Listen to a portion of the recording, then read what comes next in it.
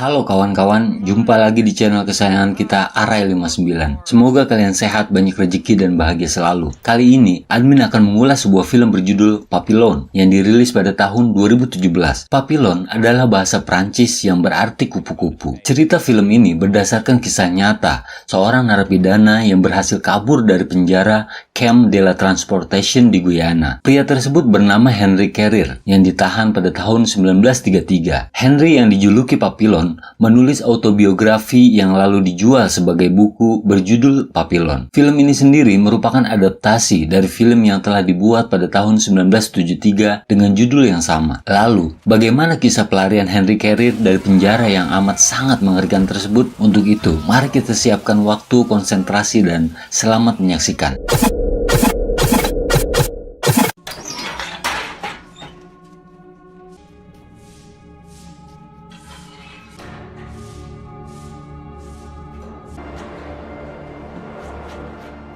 Pada tahun 1931 di Paris, Papillon adalah seorang pembobol brankas terbaik. Tak butuh waktu lama, Papi telah mengambil berlian dalam brankas yang ia bobol. Selanjutnya, Papi segera menuju tempat hiburan malam. Di sana, ia menemui seorang bos mafia bernama Castelli. Castelli sedang menyiksa germo bernama Roland Legrand yang telah melaporkannya ke polisi. Lantas, Papi menjual 7 butir berlian curiannya seharga 10.000 euro pada Castelli. Setelah mengantongi uang, Papi segera memanggil kekasihnya, Nanette. Nanette adalah seorang wanita penghibur di tempat tersebut. Setelah selesai pertunjukan, Papi memberikan kalung berlian kepada Nanette dan mengajaknya untuk pergi. Tanpa Papillon sadari, anak buah Castelli melihat mereka berdua dengan kalung berlian tersebut.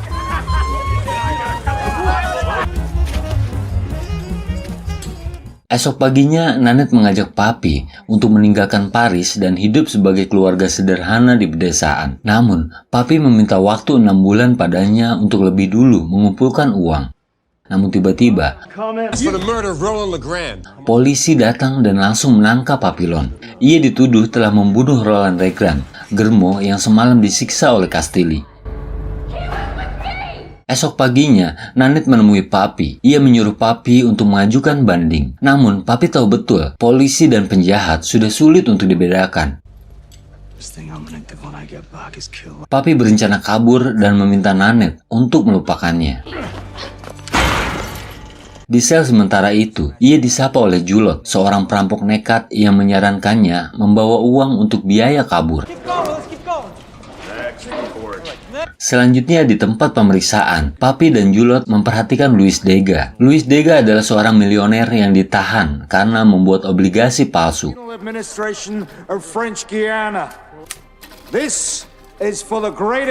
Selanjutnya, para napi ini akan dipindahkan ke Camp de la Transportation, sebuah penjara di Guyana, Amerika Selatan. Kemudian, para napi diboyong menuju kapal tahanan. Dalam perjalanan, istri dan pengacara Degas mengatakan bahwa mereka akan mengajukan banding dan Degas dapat pulang sebelum Natal. Setibanya di dalam kapal tahanan, Papi dan Julot menyiapkan tempat untuk Degas. Papi menawarkan diri untuk menjadi bodyguardnya dengan imbalan uang untuk kabur. Namun di situasi seperti ini, Louis Degas sulit untuk mempercayai siapapun. Dan akhirnya Degas menolak tawaran dari Papi.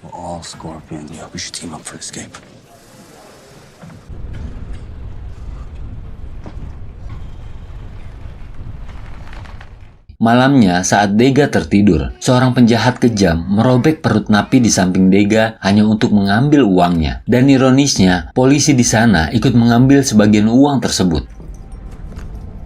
Tidak lama, para polisi membuang mayat tahanan ke laut begitu saja.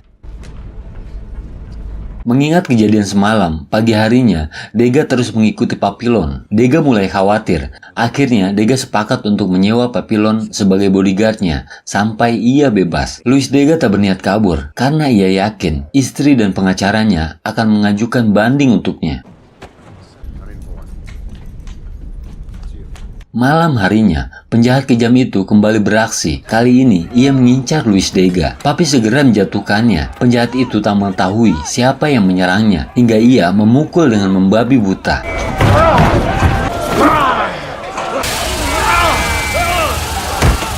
Tidak lama, polisi menyemprotkan uap panas dan memeriksa seluruh tahanan. Hands out, everybody. This one's been fighting for sure. Come on. Akhirnya, Papi dipindahkan ke kelas pertama. Kaki dan tangannya diikat seperti hewan buas. Beberapa hari kemudian, kapal telah tiba di pelabuhan. Juliet menjalankan ide gila. Ia sengaja menyayat kakinya agar bisa masuk ke rumah sakit.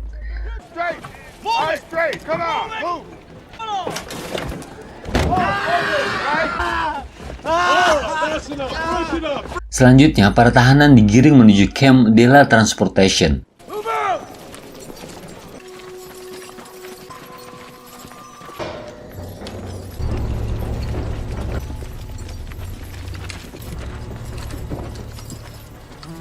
Mereka semua dikumpulkan di sebuah lapangan. Lalu, kepala penjara berpidato di samping Julietine. Ia mengatakan bahwa siapapun yang berusaha kabur akan diisolasi selama 2 tahun. Hukuman kedua selama 5 tahun. Dan apabila seorang napi berani membunuh sipir, maka napi tersebut akan langsung dieksekusi.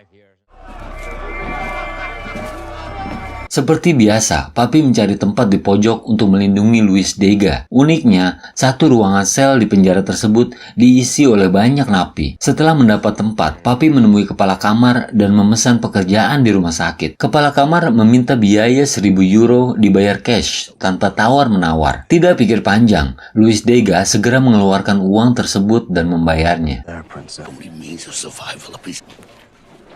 Malam harinya, para tahanan tidur dengan kaki di borgol. Saat pagi tiba, tangan Dega berdarah karena gigitan binatang. Dan ternyata, kamar tahanan mereka juga dihuni oleh kelelawar penghisap darah.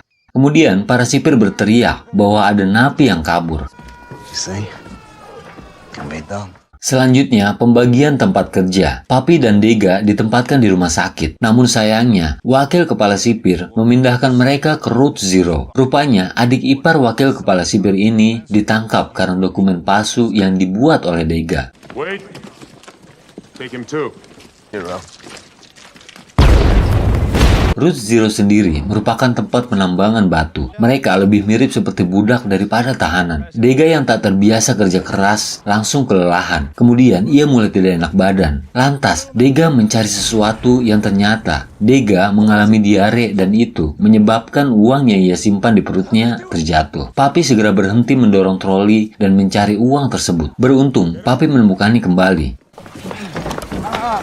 Saat tiba jam istirahat, mereka melepas lelah sambil menunggu makan siang.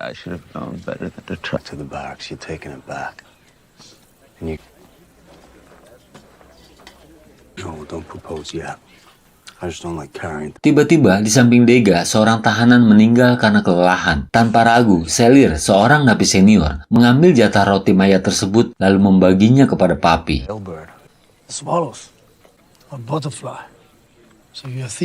Saat Papi dan Selir tengah berbincang, seorang tahanan menodong Dega. Papillon segera pasang badan untuk mengusirnya.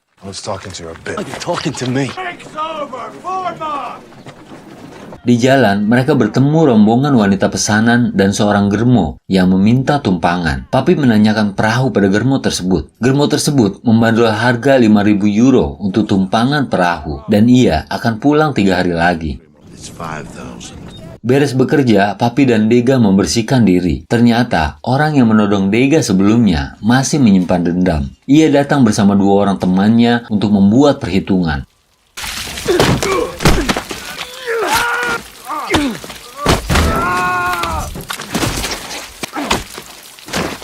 Namun, meski terluka sayatan pisau, Papi berhasil membuat 3 lawannya pingsan. Malamnya di sel penjara, setelah berminggu-minggu berlalu, Dega mulai menyadari bahwa istrinya tidak melakukan banding untuk dirinya. Ia mulai berpikir untuk kabur bersama Papi. Keesokan harinya, para tahanan dikumpulkan di lapangan. Mereka semua disuruh untuk berlutut. Lalu, kepala penjara mengatakan bahwa ada seorang napi yang mencoba kabur dengan membunuh 2 orang sipir. Ternyata, orang yang dimaksud adalah Juliet. Para sipir segera menempatkan Juliet di Julietine. Lalu seketika,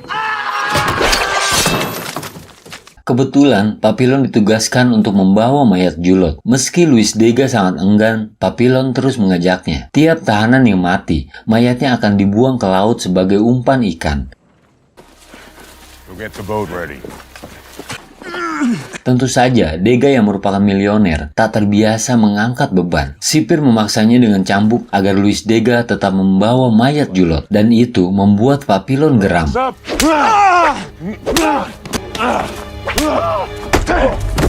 Kesempatan tersebut digunakan Papi untuk kabur. Papillon! Dua orang sipir terus mengejar Papillon hingga ke tepi sungai.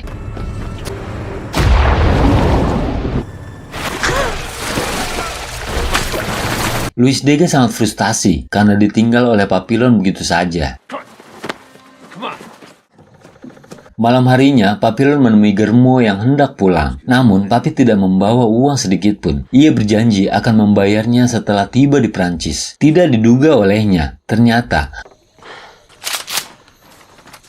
Papillon masuk ke dalam perangkap sang Germo. Papillon dibawa kembali ke penjara. You're lucky that guard didn't die. Beruntung, sipir yang ia pukuli tidak mati. Sehingga Papillon hanya mendapatkan hukuman isolasi selama 2 tahun di Pulau Saint Joseph. Konon, banyak napi yang gila setelah diisolasi di pulau tersebut.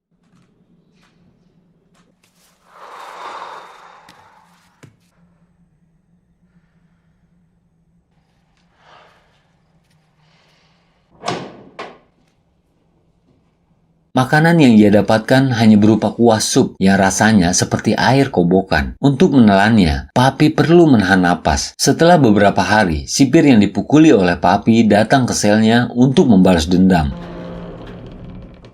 I'll teach you to be quiet.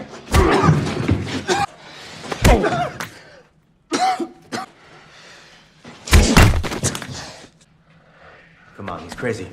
Come on.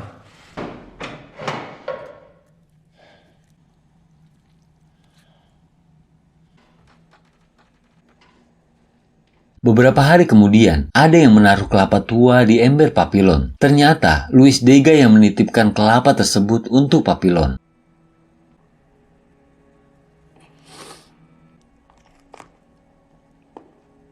Kelapa tua pemberian Luis Dega adalah satu-satunya nutrisi yang bisa Papi dapatkan.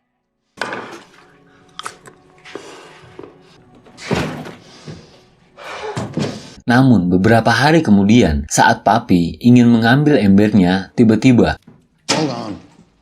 para sipir membunuh tahanan yang telah membawakan kelapa tua untuk Papillon. Kemudian, Papillon diinterogasi. Kepala sipir menanyakan siapa orang yang mengirimkan kelapa tua tersebut. Namun, Papillon hanya diam. Lalu dengan teganya, kepala penjara menyuruh sipir untuk mengurangi jatah makan Papillon.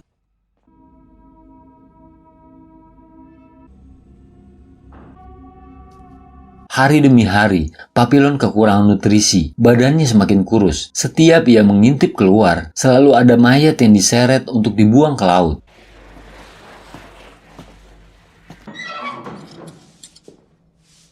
Dalam kondisi kelaparan, tak diduga, kepala penjara kembali menemui Papi dengan satu mangkuk sup daging. Ternyata, sup tersebut merupakan sogokan agar Papillon menyebutkan nama orang yang telah mengirim kelapa kepadanya. Bukannya memberitahu, Papillon malah menyuapi kepala penjara tersebut dengan sup yang ia bawa. Masih belum puas dengan derita Papillon, kepala penjara menutup semua sumber cahaya di dalam sel Papillon.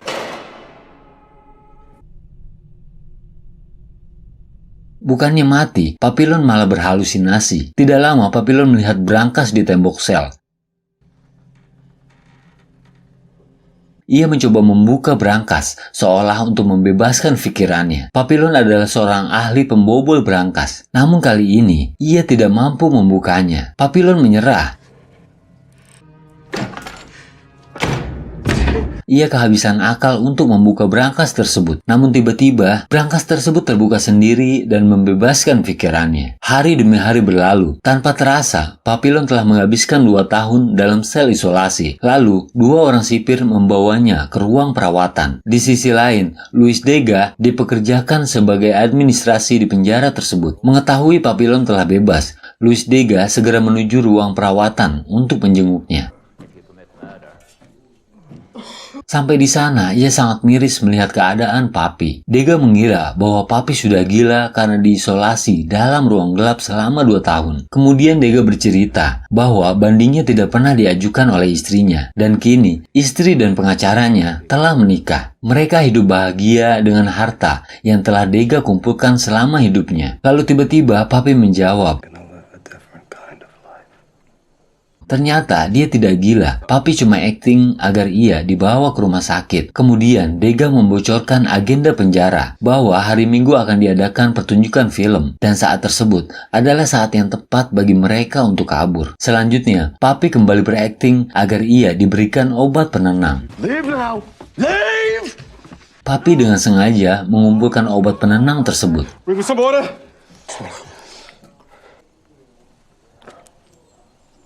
Malam harinya, Papi mendengar suara ribut-ribut di kamar mandi. Ternyata, seorang penjaga mencoba untuk melecehkan seorang napi laki-laki di sana. Setelah penjaga pergi, Papi mendekati lelaki tersebut. Dia bernama Maturet yang dihukum atas kasus pembunuhan. Kemudian, Papi mengajak Maturet untuk kabur. Tugasnya adalah mengalihkan perhatian penjaga di ruangan tersebut. Well, nobody framed me. Esok harinya, Selir berpura-pura gila agar masuk ke ruang perawatan. Ia telah menghubungi penjual perahu yang meminta uang 50% sebagai tanda jadi. There.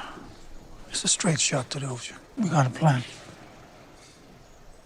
Lantas, Luis Dega memberikan uang terakhir yang ia miliki pada Papi. Papi menugaskan Dega untuk mencampur obat penenang pada kopi petugas. Namun saat ingin pergi, seorang tahanan merebut obat tersebut. Dega yang tidak bisa berkelahi menggigit tangan tahanan yang merampas obat darinya. Saat itu, terkuak latar belakang mereka. Ternyata Dega sering dipukuli ayahnya saat masih kecil. Sementara itu, Papillon adalah anak dari seorang guru. Dega, where are you going? Malam harinya, tepat saat film diputar, rencana mereka mulai dijalankan. Dega memasukkan obat penenang ke dalam botol dan mencampurkannya dengan air. Maturet mengajak penjaga ke toilet untuk berpacaran. Sementara itu, Papi dan Selir membongkar kaki ranjang sebagai alat pemukul. Di sisi lain, Dega menuangkan racikannya ke dalam kopi para petugas.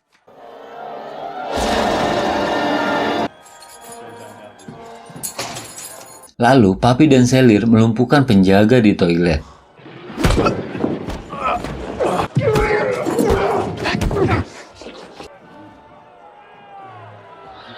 Setelah itu, mereka turun untuk melumpuhkan para petugas. Tanpa diduga, seketika hujan turun. Para tamu disuruh masuk ke dalam untuk berteduh. Selir mulai panik karena terlalu lama menunggu Luis Dega. Papi, we gotta move. Wanna go? Go. Ternyata Dega telah memadamkan listrik dan mencuri kunci pintu utama. Go, go! Mereka melewati jalur patroli petugas ke belakang menara. Kemudian mereka melompat ke bawah untuk kabur.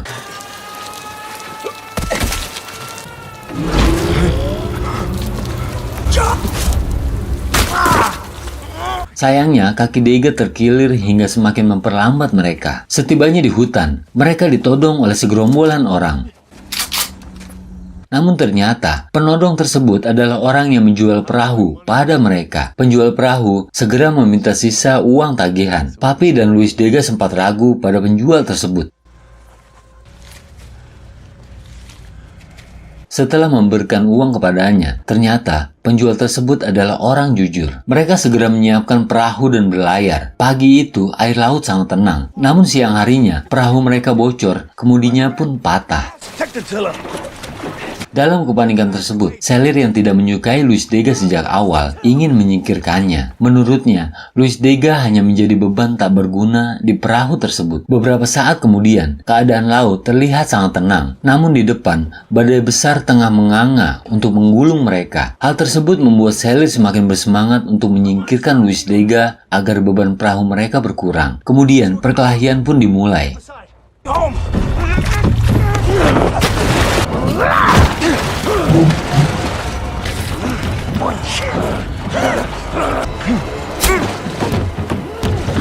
Luis Dega kehabisan kesabaran dan menusuk selir berulang kali. Mereka membuang selir ke laut, namun perahu mereka semakin mendekati badai.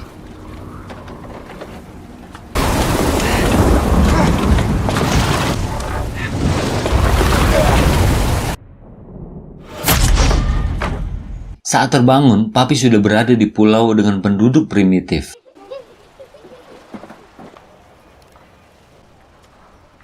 Tidak lama, ia bertemu seorang biarawati. Biarawati tersebut mengatakan bahwa ia tahu dari mana Papi berasal. Lalu, Papi meninggalkannya untuk mandi.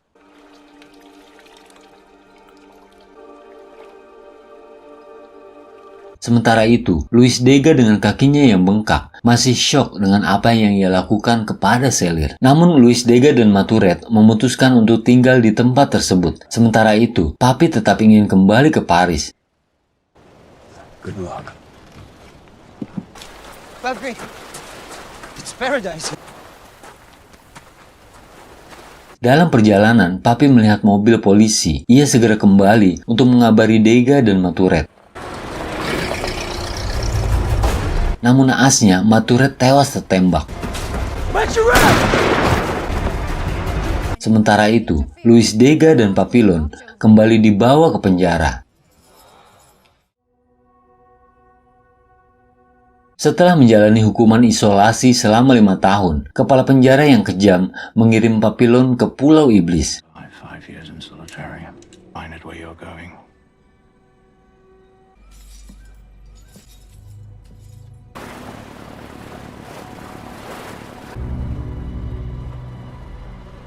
Dalam bangunan di pulau tersebut, lebih banyak orang gila daripada orang waras.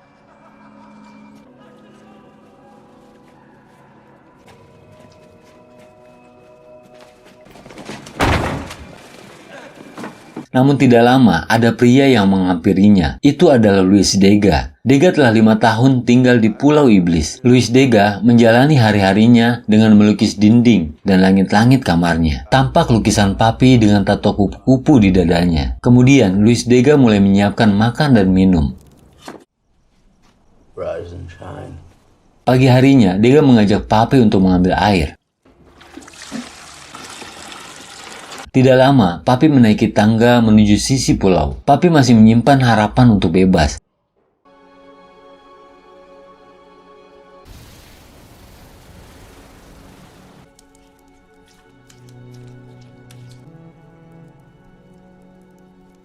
Di hari berikutnya, Papi mengajak Luis Dega ke sisi pulau. Papi melemparkan sebuah kelapa tua. Kemudian, kelapa tua tersebut terbawa ombak menjauhi pulau. Ride the current to freedom. Selanjutnya, Papillon dan Luis Dega membuat rakit dari buah kelapa yang dimasukkan ke dalam 2 karung goni. Malam itu, mereka mempersiapkan keperluan di perjalanan. Kemudian, pada pagi harinya, mereka berdua membawa rakit tersebut ke sisi pulau.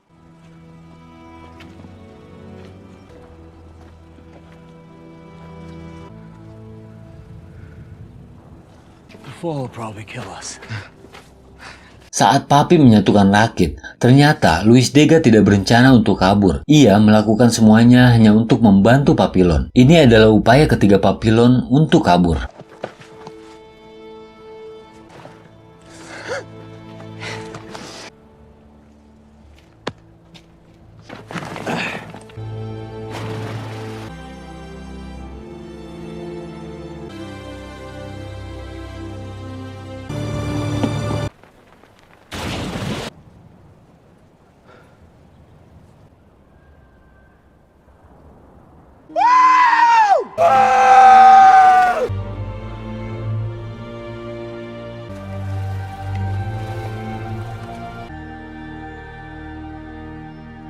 Singkat cerita, Papillon kini menjadi warga negara Venezuela. Papi mengunjungi kantor penerbit dan mengajukan beberapa buku berisi kisah hidupnya. My wife convinced me to write it all down.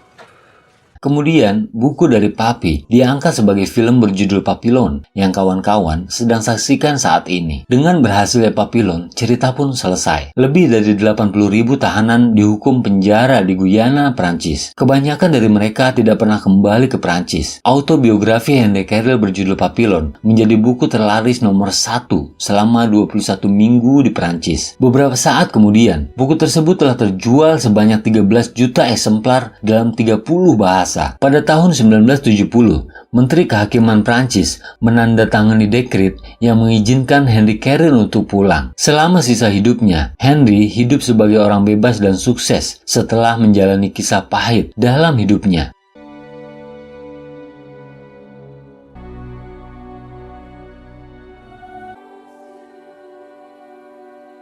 Papi mengajarkan kita untuk pantang menyerah dan fokus pada tujuan. Dalam prosesnya, kita akan menemui kegagalan. Namun bagi orang cerdas yang pantang menyerah, kegagalan justru menjadi kisah manis untuk diceritakan. Akhir kata, terima kasih telah menonton. Jangan lupa subscribe, tetap semangat kawan, dan wassalam.